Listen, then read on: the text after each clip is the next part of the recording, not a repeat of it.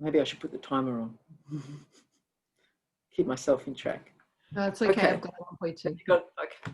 So today's presentation, I'm going to briefly outline the scope and the aims of the research project and how I conceptualize it in terms of the conceptual framework that guided the research and the analysis of the results. I'll talk very briefly about the methodology that was adopted and just reference the note that this PhD thesis was by publication and consisted of a series of publications. There were 5 studies that have been published and one is in press at the moment. And then I want to focus most of the presentation on the findings and the recommendations and have some discussion around that and then finish off with some conclusions. So to begin with, as Mandy mentioned, the PhD focused on understanding the influence of sustainability education in the higher education sector, specifically on student views, knowledge, attitudes and behaviour, but also on the development of their competence and their capability to contribute to these so-called sustainability transitions. And specifically, I was really looking at trying to get a sense of, you know, where do students start off with in terms of what are their sustainability perspectives to start off with? What do they look like in terms of their views, knowledge and behaviours prior to any kind of intervention? And then to look specifically at the relationship between introducing sustainability education in the curriculum and how that influences or not their sustainability perspectives, and what are the kind of influences that moderate that relationship.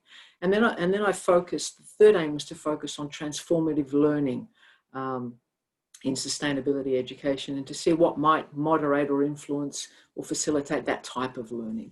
Now, I just want to start off, before I go into anything else, to say that this research really is kind of sitting within the current emphasis of sustainability education by the United Nations, which is on societal transformation, by empowering learners to transform themselves and the societies in which they live. So that's why really I'm looking at the elements of sustainability transitions and transformative learning, because that's really what the UN goals call for. So the broad conceptual framework that guided this study was one that would allow me to try to encapsulate elements of learning, elements of education, elements of behaviour and agency, and how that fit into the sustainable transitions framework. So I really drew on there three related theories to allow me to understand how these relationships actually play out. And I looked at environmental psychology, so I could get a sense of behaviour and what influences behaviour. And I chose there the Stern's value, belief, norm model, not in a linear causation, not in a linear causal way, but more as a kind of an iterative process where I was looking at adopting a number of scales that are very well known in the field of environmental psychology. And these are the new ecological paradigm, the inclusion of nature and self, which are measures of students, people's views and attitudes towards sustainability and how close they feel to nature. And there are also a couple of other scales that I developed in the process. My focus on education and learning was to allow me to delve more into the process of learning, in particular transformative learning. And in that case, I used Mesiro's perspective transformation model, and that was translated into in the research using the learning activity scale, which is probably one of the other most commonly used scales to measure transformative learning. And in order to try to capture how behaviour influences societal change, I looked at the sustainability transitions field, and there I drew on a couple of models, the transition management model, which is kind of that sigmoid curve of change, and also I looked at the multi-level perspective, which is a way of understanding how complex systems change over time, and it has multiple levels and multiple phases, and it brings together the interactions within and between these levels at the higher level, which is the landscape level, you know, the big picture changes. It looks at the meso level, which is the regime and the structural elements of society, but it also looks at the niche levels or the individual actions. So it allowed me to understand how higher education can actually contribute to social change. So broadly speaking, the framework allowed me to conceptualize the influence of higher education, learning, and other factors on an individual's mindset and behavior towards the environment. It allowed me to elaborate the learning process and the types of learning outcomes from sustainability education. And then it situated these outcomes in terms of individual knowledge, behavior, competency, and agency in terms of contributions to wider societal change. So this is how I brought them together. Now, in bringing these together, there are a number of common or shared conceptual elements, and that was the rationale for bringing them together. Is that all three of these fields have common elements of learning, they have elements of resistance, elements of synergy and connection, and also elements of action and agency. So those four elements together were really enabled me to understand how sustainability education translates into social change. So it allowed me to generate some fairly deep insights.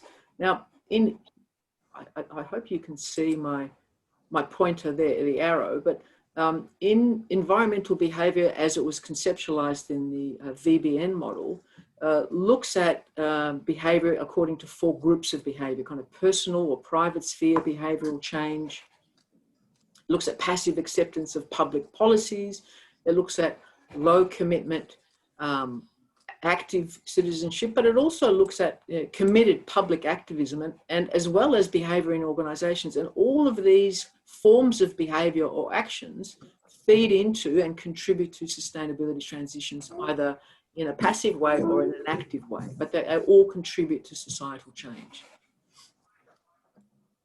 So the methodology that I adopted in this research was, I describe it as an evolutionary progression of inquiry, because it took a long time to do this. I began this many years ago when I was still teaching at CQU, and it was my experience of teaching at CQU that made me think, and because I was teaching initially to international students who have a different conception, come from a different place, that I noticed how they were shifting. In some cases, there was some, dare I say, retrograde shifts in their sustainability. So that stimulated my thinking. So it was conducted over several stages. I adopted an interpretive paradigm because sustainability is something which is open to interpretation. There are no firm established concrete ideas about what that is. But I adopted a constructivist approach in terms of learning, individual learning and change. The research was conducted over 3 stages. And each stage included mixed methods within and across the stages. Stages 1 and 2 were based on pre-post surveys that also had quite a lot of facility for open students to respond to open questions. There was a lot of qualitative responses in those. Then stage 3, and this refers back to my earlier comment, stage 3 adopted pre-post surveys and in-depth interviews, but the thesis itself only reported on the post-test survey.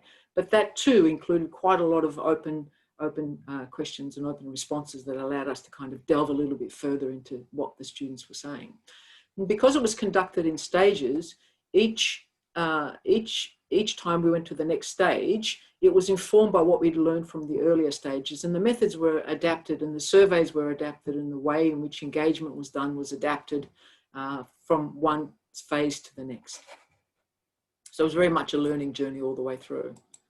And I have to say that whilst I was going through that, whilst I was doing the PhD, I had some significant transformative shifts myself, which is not to be unexpected, I guess. So the first stage was an initial literature review and learning for sustainability that was situated in one place. That was all done at CQU. It started off with an initial literature review where I scoped really the study, and I looked at how companies around the world are moving towards sustainability, how countries are moving, how higher education institutions are moving, and how business education is moving, because that was my initial focus. It then moved into a pilot study that was done again at one place. And in that particular situation, there were hundreds of students who were surveyed in 2 campuses in Sydney and in Melbourne across business, IT and engineering courses. They're at the undergrad, postgrad level. They're also at the diploma level, and we also had some ESL students, and that information was published. But then I also looked at my own teaching over a period of 8 years, and I drew on information that was gathered from surveys there, from feedback that students provided. And I also was able to go back and talk to students immediately after the course, 6 months, 12 months, and 18 months after. So I was able to get some longitudinal findings as well. The next stage was moving into a multi-university context. So moved away from looking at views and attitudes and the limited aspects of behaviour to much broader questions about students' expectations of what they think they need to have in terms of their capacities as graduates, what they were observing about what was happening in their own campuses. So we're looking to see what their awareness of sustainability was. We looked at a whole variety of different questions in this multi-university study. There were thousands of students that were surveyed here over 5 semesters in that period of time. It was conducted at 9 institutions.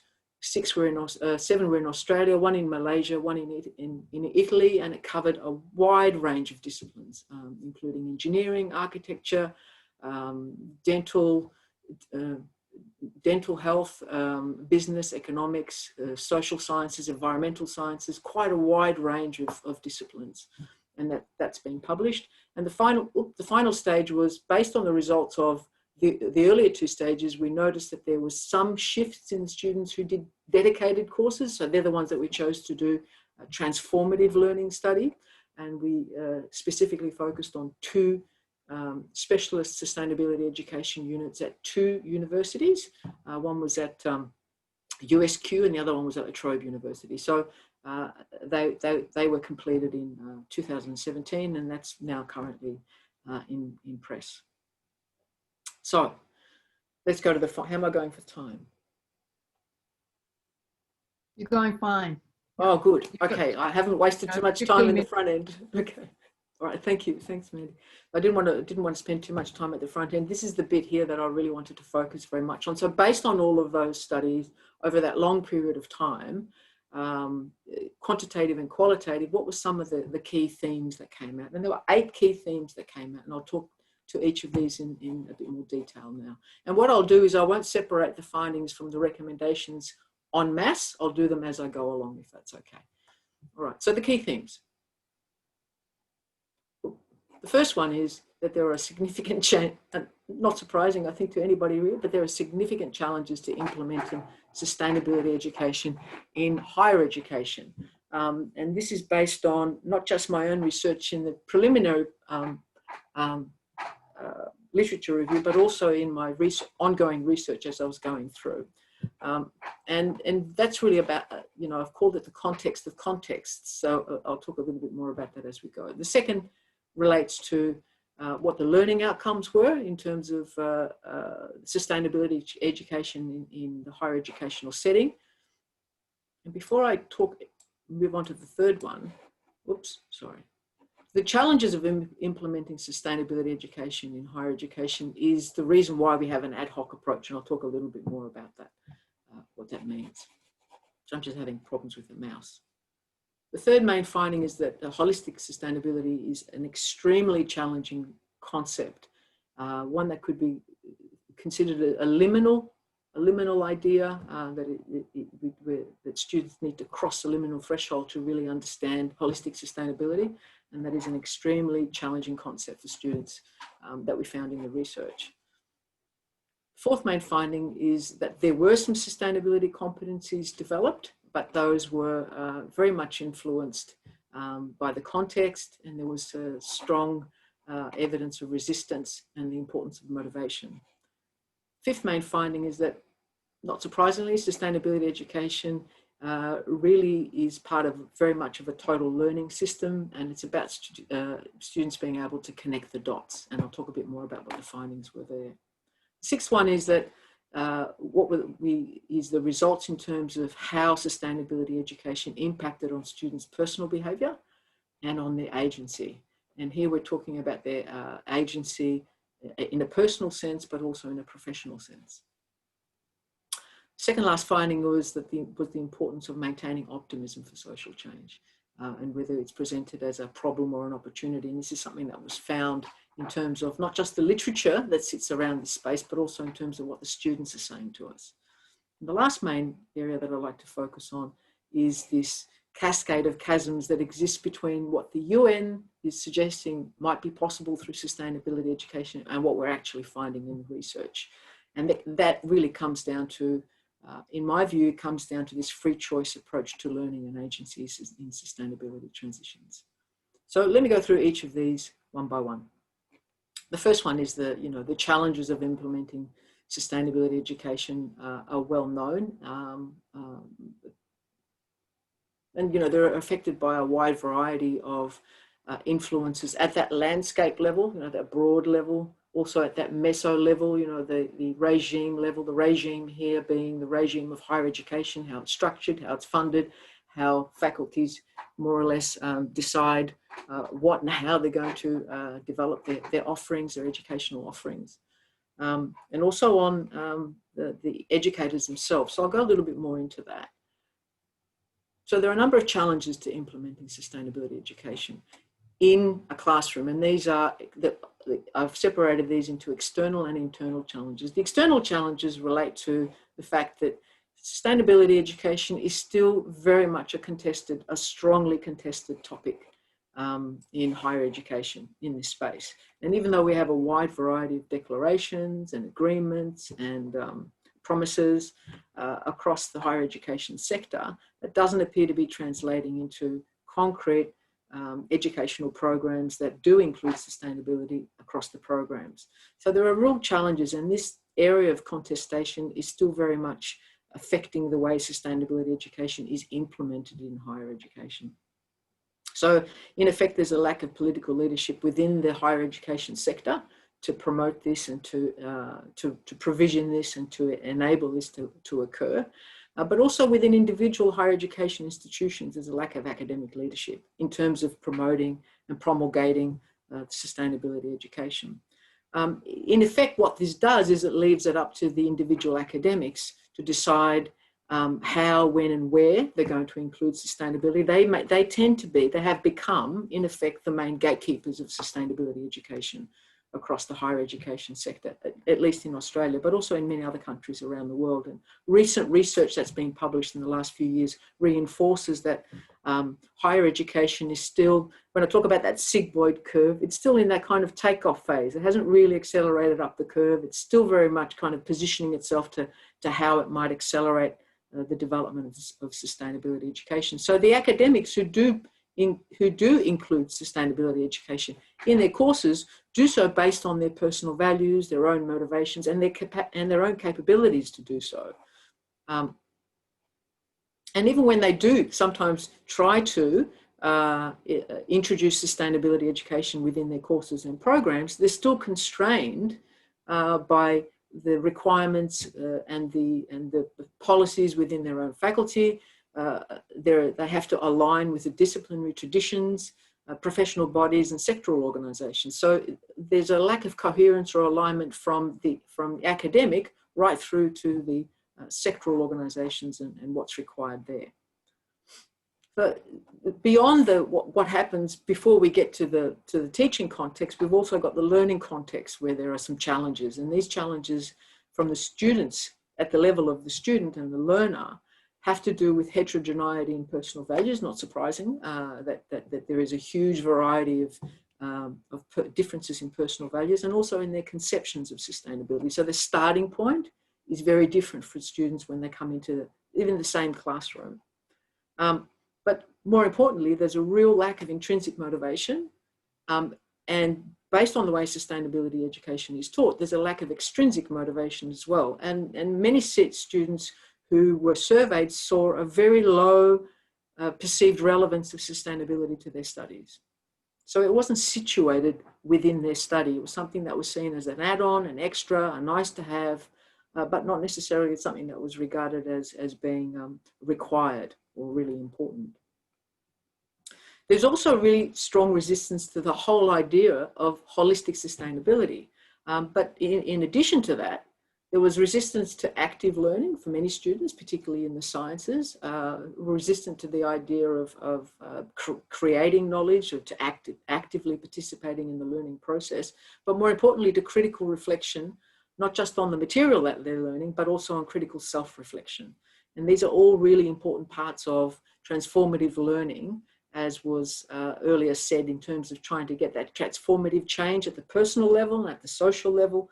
You need to be able to self-reflect. That reflexive practice is not there for students. And therefore, because of all of these considerations, it's very difficult to situate sustainability in their studies, even in their professional development, or their personal lives. So those students who were already internally motivated and could for themselves see the connection between what they were learning and their potential future careers, those students inherently internally situated, but it wasn't situated within the context of the curriculum. So that made it, that presented challenges. So the recommendations are, not surprisingly, to embed holistic sustainability deeply into the study program instead of relying on some kind of optional add-on or relying necessarily exclusively on specialist units, which are then, students are then required to almost retrofit what they, especially if it's done at the end of the course and it's not woven through. If it's just something that sits at the end or something that sits in the middle or sits at the beginning, it's very difficult for students to retrofit what they've learned in their course and how that fits in with sustainability. So we need to embed it into the program. And it should be connected to perceptions of relevance. And motivation was found to be really important stimulator of learning, but more importantly, the absence of motivation was a stronger influence on not learning for sustainability. So the reverse was true. It wasn't so much, it was true that motivation influenced the outcomes, but the lack of motivation had a stronger influence on no outcomes. So the disincentive of no motivation was stronger than the incentive of motivation. So we need to connect sustainability education more closely to what they perceive as being relevant to their professional education firstly, and then to their lives. And so we need to situate sustainability, and the recommended way to situate it is through assessment, primarily through formative assessment, because that will support and motivate their learning through the program, through the course, through the unit, and it will motivate them to learn. Again, not surprisingly, the recommendation is to mandate embedding sustainability and mandating of sustainability in the curriculum and assessment, not just in these specialist courses, but through regular courses, but not rely necessarily on having a standalone unit that students might see as interesting, but won't necessarily connect it to the rest of their studies. So the recommendation is that to encourage educators to infuse sustainability into their courses. And when they do, is to make sure that they can connect it with instances of sustainability education elsewhere, so that it's coordinated and sequenced across an academic program, rather than just being, having it sprinkled in different programs in a way which is not coordinated, not connected. So when students did have sustainability education in their program, what were the learning outcomes? So the ad hoc approach to sustainability creates outcomes that are mixed and weak. So mixed in terms of the scores that we saw on environmental and concern for sustainability. Some were positive, some were negative. There was actually a lot of resistance to sustainability education as a notion for students. So some were actually quite negative, some were positive, but overall the results were weak. For students in sustainability education compared to regular education, so we did the comparison, there were no significant differences in the scores, in the pre-post scores for students in terms of their attitude or behaviour, but there was a stronger there were stronger scores for ecology, for the idea of perceptions about ecological concern, and there was a stronger connection to nature. Now the attitudes that did change changed, but it varied according to the personal context of the student. It was very much influenced by factors like gender, culture, discipline of study, also the place, the location, what country where they were in as well. And there are also differential effects according to the discipline and the level of study. So that goes back to age, but also goes back to, if you like, an acculturation of education within their program. So if they were doing an engineering degree, first-year engineering degree students would react differently to sustainability education than those that were in their third year or fourth year, or students who are doing masters or students who are doing their PhD. So as they progressed, the shift got less and less. So this ad hoc approach we also found leads to a convergence in students' worldviews.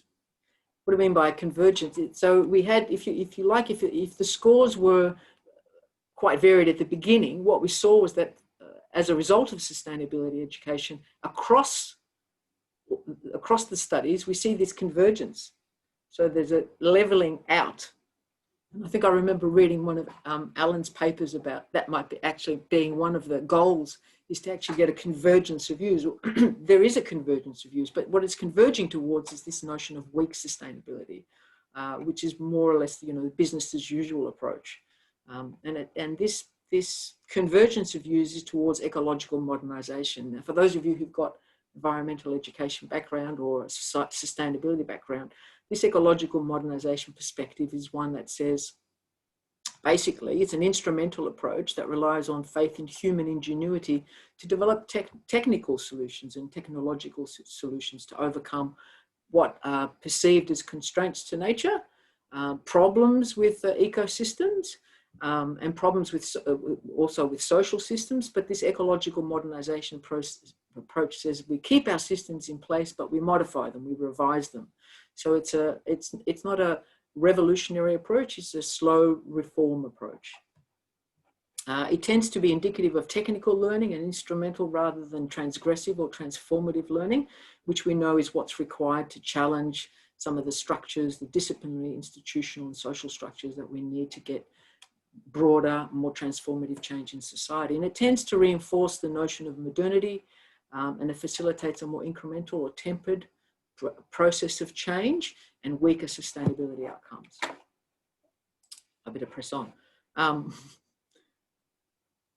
So the recommendations are there really for educators to adopt a more critical approach, not so much an instrumental or technical approach, but a more critical approach to sustainability education in their courses, and recognise that their discipline has a fractured perspective on the whole picture of on holistic sustainability. And the suggestion there is to encourage educators to reflect on the underlying assumptions of their disciplines, explore linkages with other disciplines, take a more interdisciplinary approach, and help situate the influence of their discipline or their profession on wider societal sustainability transitions. And in order to help educators do that, because it's not something that academics necessarily have been trained to do or naturally do, is to provide training and resources and incentives to enhance and motivate educators to infuse sustainability into their courses, to develop their own multidisciplinary fluency, but also to help develop students' critical thinking skills. So it's not just to reflect critically themselves, but to help students to reflect critically as well. So the third one is related to sustainability is a very, very challenging holistic concept, which is really a liminal threshold for students to get through. And for many students who are accustomed to a monodisciplinary perspective in their education, trying to understand sustainability as a holistic concept is a really, really big challenge for them. And for many of them, it's difficult for them to actually grasp how all the different approaches fit together and how they might possibly approach that.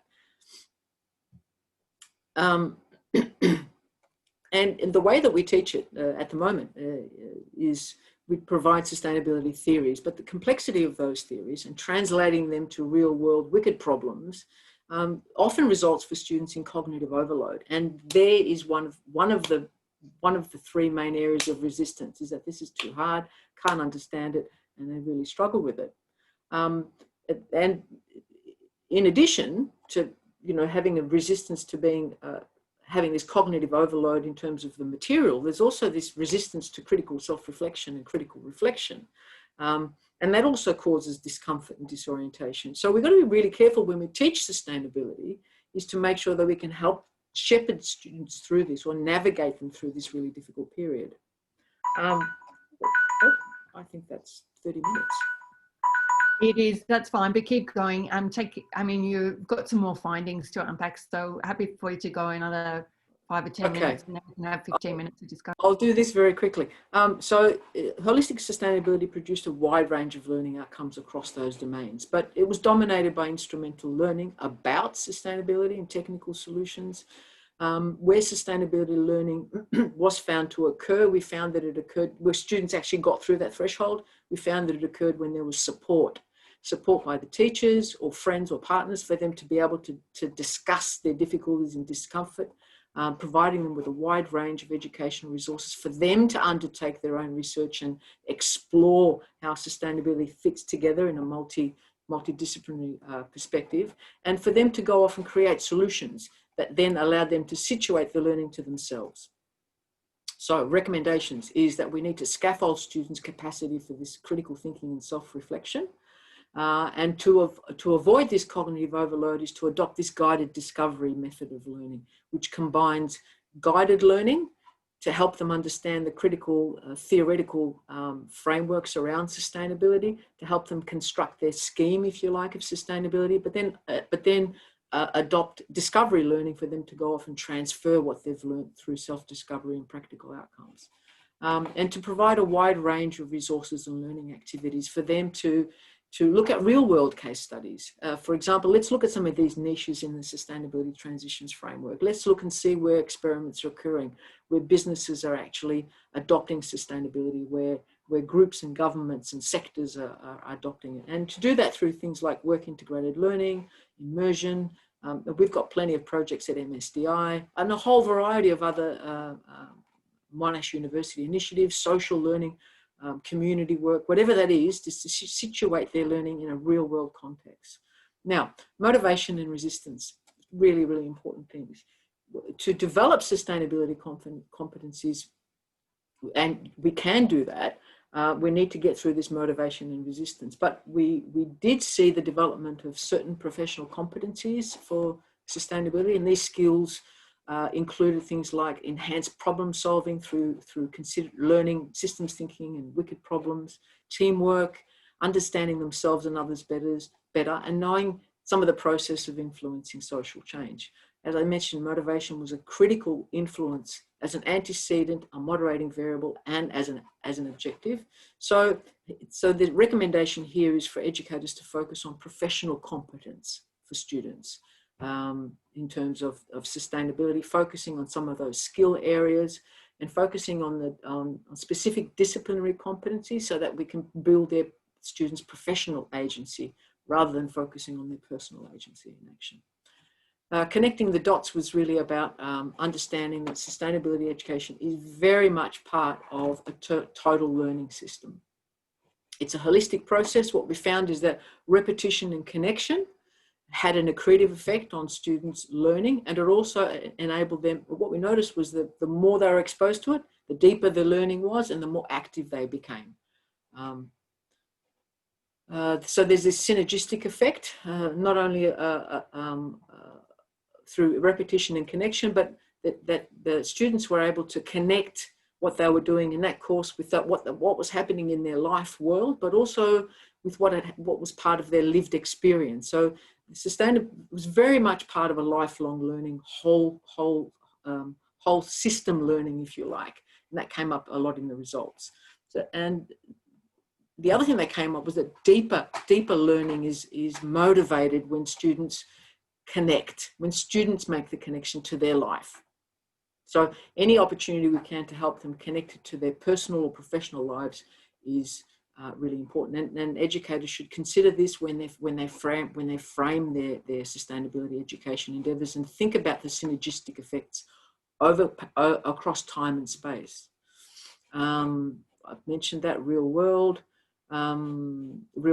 same. learning system, it's all the same. Okay, that's pretty, but a little bit repetitive. So let's keep going. But in the absence of having this, concerted strategic approach, individual educators can, when they're designing the sustainability education pedagogies, to explicitly create connections for the students to get this deeper learning, but through the design of the curriculum and the learning activities. Okay, when sustainability education was in practice, what were the outcomes in terms of behaviour and agency? We know, the knowledge action gap, the knowledge behaviour gap is still there. There was improved knowledge and awareness. This did not necessarily translate to behaviour change. And when there was behaviour change, it was limited to those low commitment actions, recycling, switching off lights, taking public transport, but not necessarily anything beyond their personal sphere. And they're also unlikely to enact agency beyond their personal lives. And those that did spoke to their friends, to their small group of associates, but not really much beyond that. There was wider agency, was very limited, and it emerged in an ad hoc way as an amalgam of the students' personal contexts, how they responded to sustainability education, and I might say their unaided ability to make the connection between sustainability learning and other aspects of their lives. So we didn't help them make those connections, the students made those connections. So it happened when motivation coincided with competence and opportunity. So when those three things came together from the student's perspective, then they started to enact more agency. And then they started to think more about making change, although that change was more focused on incremental action and system compliance rather than challenging societal structures and institutional settings. So in order to build this up more from an educator's perspective, is that we need to create those connections across the courses, across the campus, across their work, across their lives. We just go 2 minutes more. 2 minutes, okay. 2 minutes. I'll do this very quickly. So here's maintaining optimism is, I think, a real challenge for sustainability education. We tend to problematize rather than opportunize the pathways to sustainability, and it's really hard for us as educators to create a learning environment that fosters empowerment and hope instead of hopelessness and despair. And this was actually found by a lot of students. Many students, when we were looking at the responses to the open questions, just thought that societal shifts to sustainability were too problematic, too slow, and just too hard. And so there were some unintended consequences of learned despair, learned hopelessness and despair, and less focus on challenging the status quo. And even people who were previously activists became dispirited and actually gave up. So there's this kind of loss of momentum there as well. Few students felt that they had the confidence or enthusiastic about wider system change, and it kind of leads to the status quo. But one good thing that came out of sustainability education was there's this greater acceptance of complexity and the need for discussion around stronger approaches to sustainability beyond voluntary action. Okay, so what we're suggesting here is explore strong sustainability that interrogates the political processes and power structures, adopt a more critical and systematic approach, enlarge the scope beyond what can we do to fix pollution to what can we do to change the structure of society, and build their professional agency for change, and focus more on transgressive and transformative rather than the instrumental learning, so that we can disrupt some of the system lock-ins. Okay, finally, the cascade of chasms is basically saying that the free choice learning and agency in sustainability education is that led to this cascade of chasms between what the United Nations goals of education are and actually developing individual agents for change. And there's a wide variety of reasons for that. There's a convergence of views which conform rather than seek to transform the systems, and they perpetuate the dominant growth paradigm. Sustainability education is not contributing to transformative learning, and there's limited agency that's coming out. This reliance on individual behaviour change, I think, is really problematic because we're not getting that momentum being built up for wider change. Higher education needs to adopt a whole system approach rather than this ad hoc approach to sustainability education. We need to adopt a more critical perspective to this dominant ideology of free choice and individual responsibility, and challenge this received wisdom and examine structural changes towards more systematic shifts. In conclusion, free choice approach is currently too weak to really contribute significantly to wider societal change. There is some passive contribution of sustainability education to sustainability transitions, but we need to build students' professional competence and agency. If we're integrating sustainability, needs to be coordinated, sequential, connected, and relevant. So to motivate students, we need to take a systemic approach, a strategic approach that motivates students, grounds their learning experience, and progressively builds their learning across their lived experience. And if we do that, we might get progressive shifts that may contribute to sustainability transitions. And thank you very much. And I'm so sorry that I took so long to get to the end. No, that's fantastic. Thank you very, very much, Liz. It's great. And I mean, it's a huge piece of work, a PhD, and to be able to compress it into such a short period of time is, it is a challenge in itself. And I think you did a fantastic job and gave us lots of food for thought. And in a Faculty of Education, it's very recognisable around those ideas of promoting transformative learning and student resistance to active learning. So not only in the ideas of becoming a teacher, but within the disciplinary areas that we teach in as well, I could see many connections with that sense of the ideas and how they developed in students. Now, there are already 3 questions that we have in the chat. So I'm going to go back to Laura Gutierrez, who asked, in university research, how did you consider influence of personality, culture, and discipline in relation to what you're doing? Was that part of what you took into account?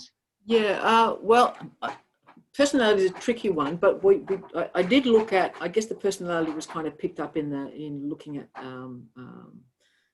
using scales like the NEP, which was trying to capture, well, at least the personality effect in terms of their attitudes and values for the environment. But I didn't have any specific personality questions, but there were, in terms of culture and discipline, we had questions that, you know, what's your discipline of study, what's your level of study, how long have you been at university, what's your main country of residence, how long have you been in Australia? That was really important. What's your main country of residence and how long have you been in Australia? To try to pick up the cultural influence. And we saw some very strong cultural influences. We saw some disciplinary influences as well. Personality, not so much, but the personality, I guess, in terms of the way it was reflected in the NEP and the INS. We also asked them, you know, what do you think a graduate from your profession should have in terms of their skills and their capabilities? And it was interesting to see the differences across the different disciplines there. Recommendations for future research on this topic. I think that all of those areas are really important.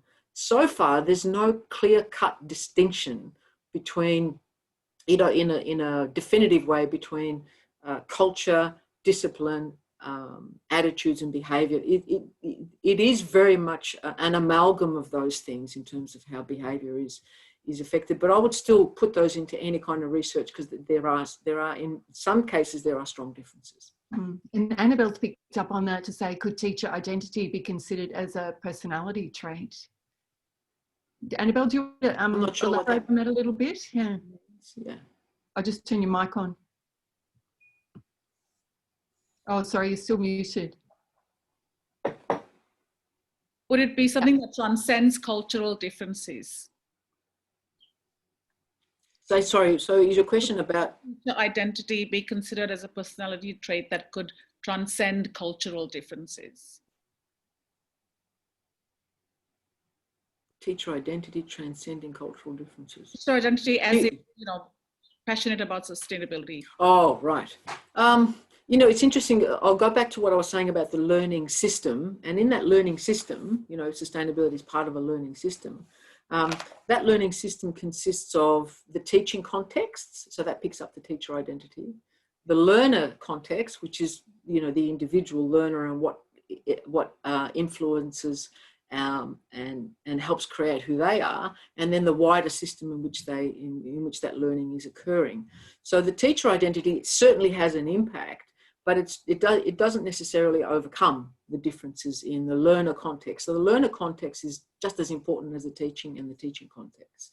So yes, you might be able to have a really enthusiastic and positive person who tries to inspire and motivate students, but there's still a very strong element of what's happening at the personal context level of the student. Thanks. Yeah. So now I'll go to Kathleen's question about the process of scaffolding emotional discomfort and the tightrope of sticking with discomfort, like how do you persist with discomfort, and also combining that with a sense of student agency. So what it looks like in practice and what you mean by that. Thanks. Yeah, that's a really tricky one. You know, this is one of the things I know that I haven't been in the, you know, in the environmental education space for very long, but when I have been going to conferences and talking to people and reading articles, there seems to be, and I'm sure Alan will correct me if I'm wrong, but there seems to be this notion that we can't be prescriptive. You know, we can't tell students what to do. We can't guide them too much. They've got to kind of find their own way, and that goes back to student agency and sitting with discomfort. But at the same time, a lot of students are not trained in sitting with discomfort. For many of our students, they still expect to come to university and be spoon-fed the content that they need to know, and then be trained in how to apply that content and go off and apply it. So something like holistic sustainability as a multidimensional concept is really difficult for them to sit with.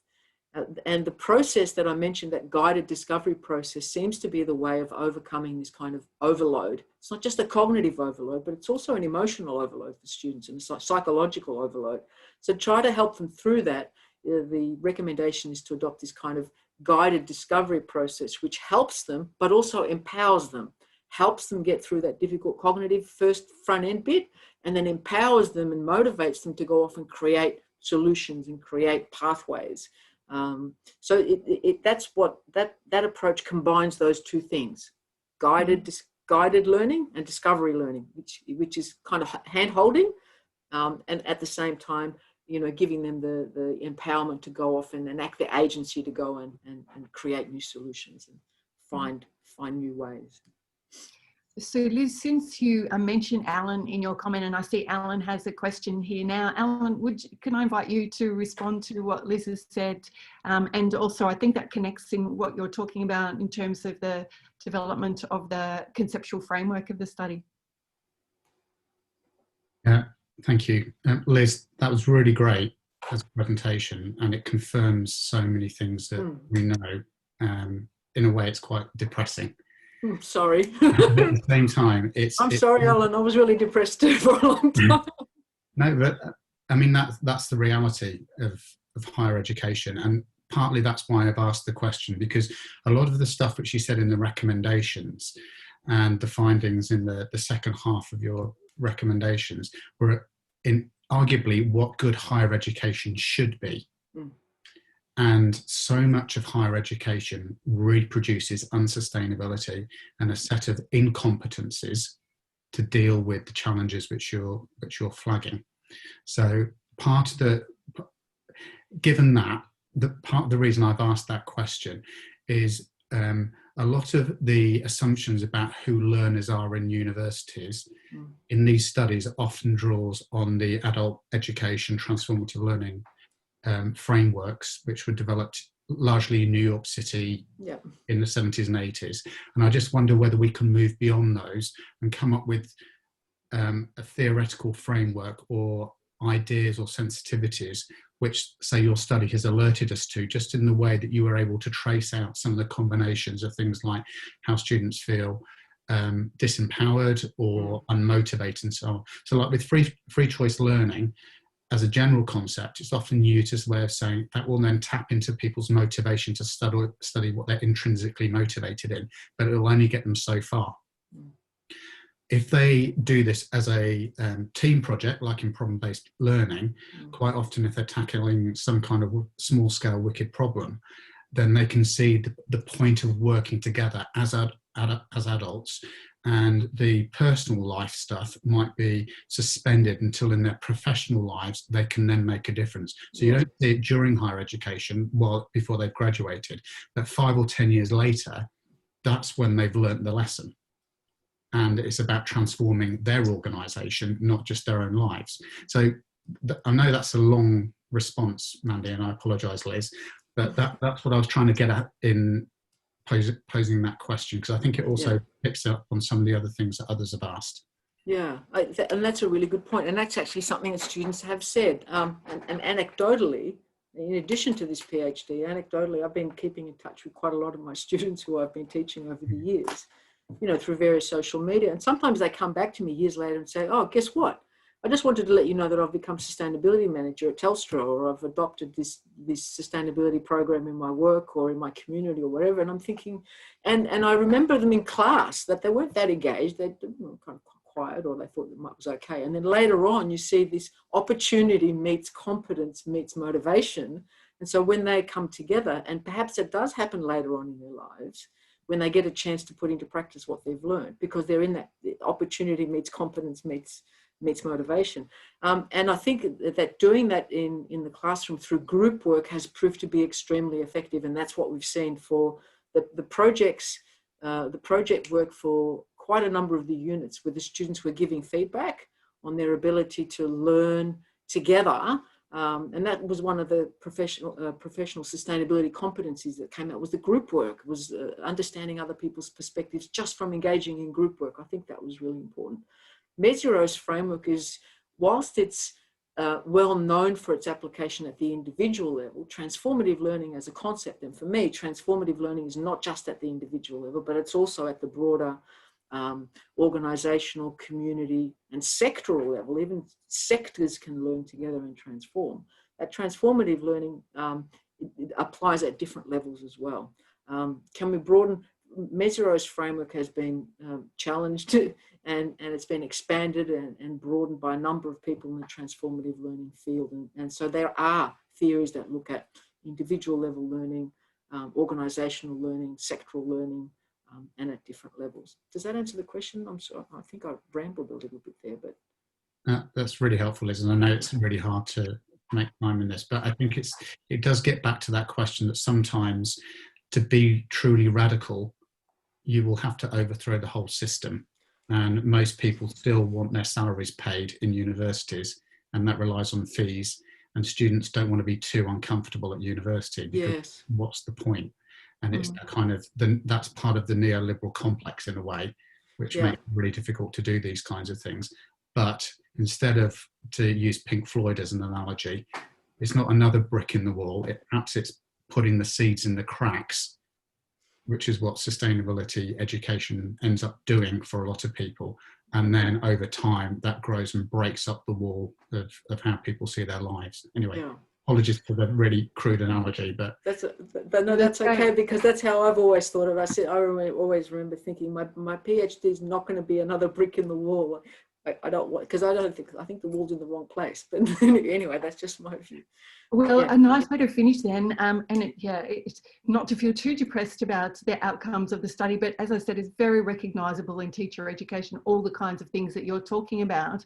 Alberto's asked about some examples. Well, Alberto, can you ask the question that you have about here, good implementation? And that would be a nice way to finish.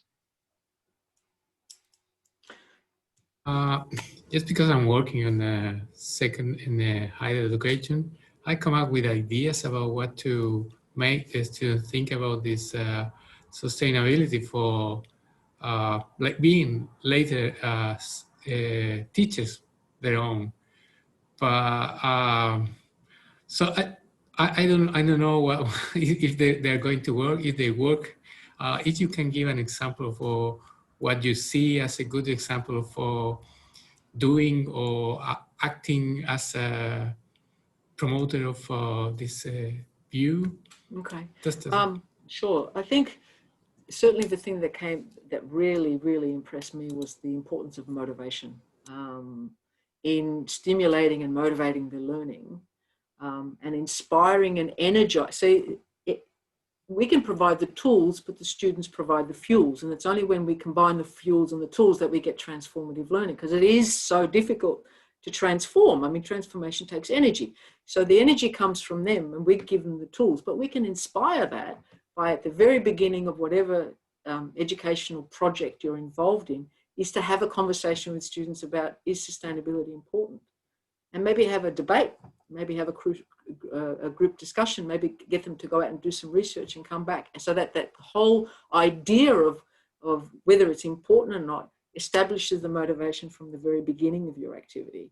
And then you can go, and then you've got the fuels to give, for you to implement the tools of teaching them holistic sustainability or whatever theoretical frameworks you want to provide, whether it's systems thinking or complex problems or whatever it is to have the fuels are developed right at the very beginning for them to be able to traverse this really difficult liminal threshold of understanding what holistic sustainability is. And then once you've done that, get them to go off and create something. Get them to go off and create something. And once they're inspired and they've got the means and you've given them the tools, you'd be surprised at what they come back with. The first time I did this in my, I remember I was a coordinator for an undergraduate marketing program, first year, 450 students. I don't know what possessed me to do this, but I put sustainability across the curriculum, across the lectures, across the tutes, across the activities, and across the assessments. And what I asked them to do was to go off and create a green product or a process. When they came back at the end of the semester with their presentations, I had tears in my eyes from what they came out with, because I was so inspired by what they had done. So I think if you can stimulate the fuels, give them the tools, and then send them off to go and create something, I think you can get some really good outcomes from that. Fantastic. Thanks, Liz. That's a really nice note to finish on. And we, again, thank you. If you could hear all our clapping, then it would be very loud.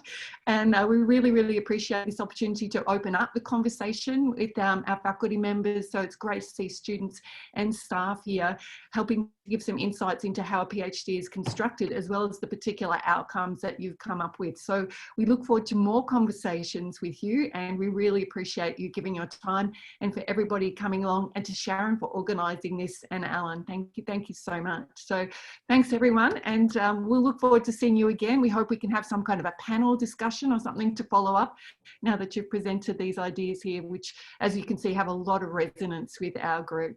Thanks. And thank you very much, everyone. And we have a recording, so we'll be able to pass those on as well. That's great. Thank you, everybody. Thank you, Mandy, Alan. Thank you, Sharon. Thanks, everyone, for coming. And I hope to meet you in person and have chats with you again soon.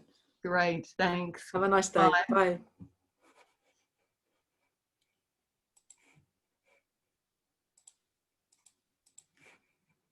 So Liz, I'll pass on the chat as well, because you might want to keep some of those questions there. That might be helpful for you, and you'll get a copy of the recording. But that was terrific. Really, really great. Thanks, Mandy. I'm sorry I went over time. And then there was no interruptions from questions. It was just me just chatting too much. Look, a PhD is a huge thing, and you have a lot to talk about.